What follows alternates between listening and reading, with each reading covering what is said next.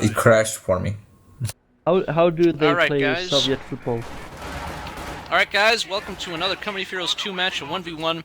Joining a little bit late here because of some technical issues, but hopefully nothing too outrageous happens in the beginning here. Good to Well, know. looks like the Soviets here are just constructing a little defensive situation here in the very middle of the map. Meanwhile, the Axis are just trying to take some resources here and there, solidify their positions, I guess. Fuck, I forgot. It's gonna take a while for me to... It's alright, MisterEasy.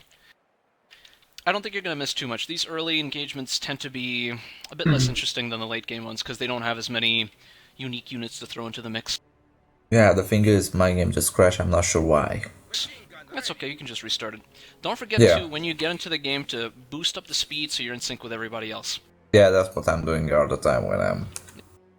Yeah. So it just seems a little bit unusual that the Soviets here are actually setting up a very strong defensive line in the very middle. I guess that's because on this particular map, this middle is extremely important because it has both the fuel and the victory point. Oh, and he's gotten a mortar right off the bat. A machine gun, mortar, 2 conscripts, and an engineer. That's a pretty strong, balanced force. Meanwhile, the Oberkommando West player is kind of going for a pretty standard build. 3 Volksgrenadiers, Sturm Pioneer, no Kubelwagen, but I don't think he really needs one in this particular situation because his enemy is so entrenched.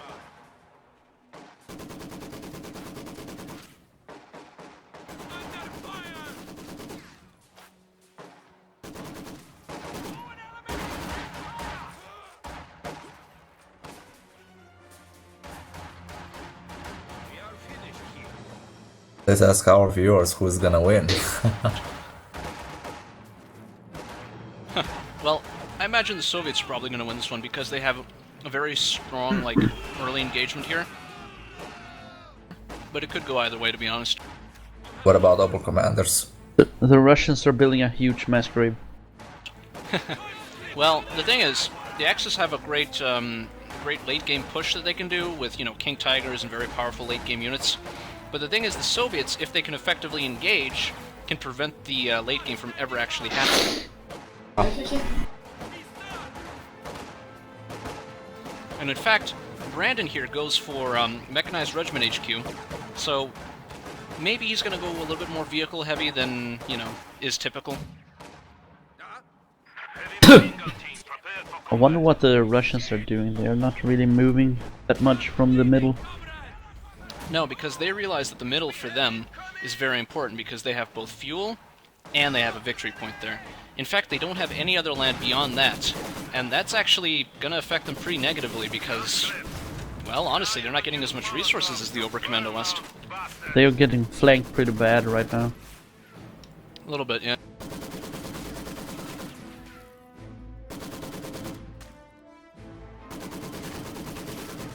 Whoa, they really need quick 30 point here.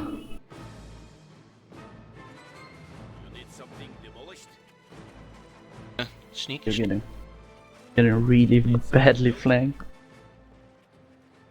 Sneaky. Don't forget, guys, if you joined in late, speed up the speed of the playback until you get to 5 minutes and 40 seconds, where I'm at right now. 5 minutes and 40 seconds. Oh. It's 5 minutes and 46 now. Okay. No. Yeah, just speed up the stream a little bit. Then it'll resume to 1 speed because that's the speed they're playing. What do you need? The funny thing is about this machine gun position here is that they built sandbags, but they're not even putting their machine gun behind it. They're actually just putting it out in the open.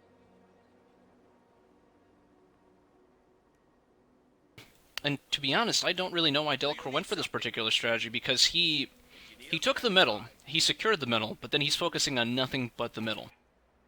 Yeah, It's very stupid, I'd say, to be honest. It's effective if the middle was worth everything to him, but his opponent has more resources than him.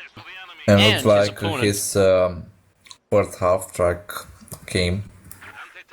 And if you're noticing right here, he's actually uncapping this area here, and now Delcore isn't making any resources at all. So this point he holds here is completely worthless.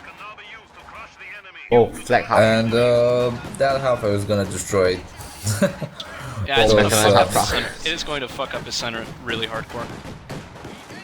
And his MG even is not he's usually and he's He doing literally very does good. not. He literally does not have units he needs to fight this. He has anti-tank grenades, but that's not going to be enough.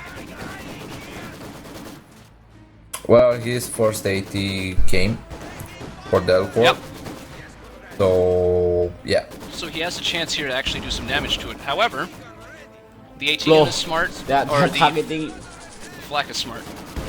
They are targeting I should the say the infantry with fact. AT. Yeah, they shouldn't be. You should probably use the focus vehicles thing. That grenade doesn't do anything. Nope. And it was kind of waste of ammunition. But keep in mind, Brandon has a lot of ammunition. Look at his ammo, compare it to Delcore's ammo. Brandon's Yeah. making 10 times the munitions that Delcore's making right now. He can throw 10 times as many grenades if he wants to. And it looks like nothing much is happening. Like Delcore is keep trying to recapture his point with his mortar team, and looks like Brand. Bandran is making another back. Yeah, he's trying to scout around, I guess, not trying to capture Well, no, that the flak, point or to the decap. flak is extremely good against units if there's nothing that can kill it. And he realizes that Delcore doesn't have almost jack shit. He has one AT gun, and he's got anti-tank grenades. I mean, And, Delcore's I getting don't know shock why, troops. Shock troops but- and machine guns are worthless against flak half-tracks. And the Worthless. second half track came. Not Oh, sure they're what he's setting gonna out. do with that. The thing is, he can flank this AT gun with the half-tracks and Oh. completely destroy it if he gets lucky enough. Mm-hmm. I mean, we'll see. I mean, he obviously built two of them for a reason. It's not typical to build two of the same kind of units like this, because these units, they kind of lose effectiveness as the game goes on. And Because cost a they're gonna lot get of countered. fuel. Yeah, they're going to get countered by AT guns, they're going to get countered by tanks, but if there's just one AT gun on the field and not much else, they Oh, are they are the sec- kings. They are the kings of the battlefield. He might lose Second his half supply will track. die. Yeah, he will. And that's going to be a little bit of a blow to him, but those don't cost anything, they just take 3 minutes to spawn in. And looks like I was right, he is trying to flank his AT gun here, and he might even succeed. He's deployed, he's doing a lot of damage He to will. it. And he will. Yep. And now Delcore has absolutely no AT. Absolutely not. He could close in with some conscripts, throw grenades at it. That's the most he can do, but even that isn't effective. It's not going to do a lot of damage, and it's going to cost him more munitions than he currently has. He only got like 27.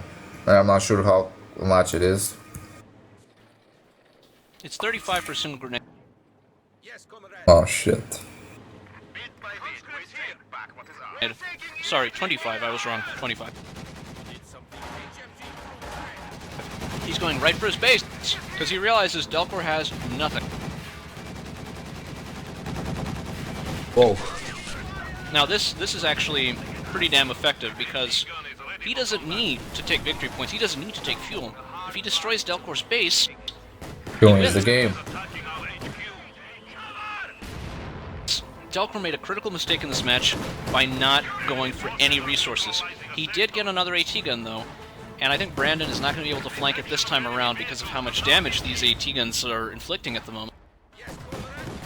And yeah, Brown is making a full. In the meantime, Good Delcore's shit. focusing on fighting in the field. He's finally taking territory, and he should have honestly been doing this a lot quicker. And it looks Might like not- his. it might not be over for Delcore. It looks like he made another AT, and Brandon lost another half track, and he's gonna lose then the second one. Yep. He put Because- the second one in a clever spot, though. However, it's not going to be enough. That AT gun is still going to be able to just kill it, yeah. So yeah, Oh, kind of a waste of fuel over there. It he's is a Nice. waste of wasting a fuel. lot of resources. However, he had a lot more resources to waste. It's unfortunate that he didn't really succeed in doing a lot more damage with those flak half-tracks, though.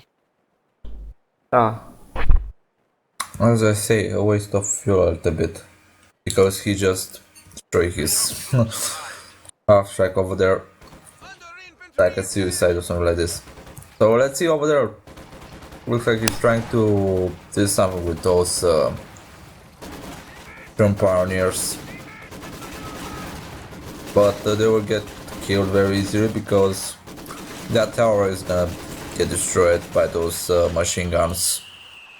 And yeah, he's retreating. Nothing Yeah, much. that tower provided a little bit of cover, but it obviously wasn't enough to actually make the difference.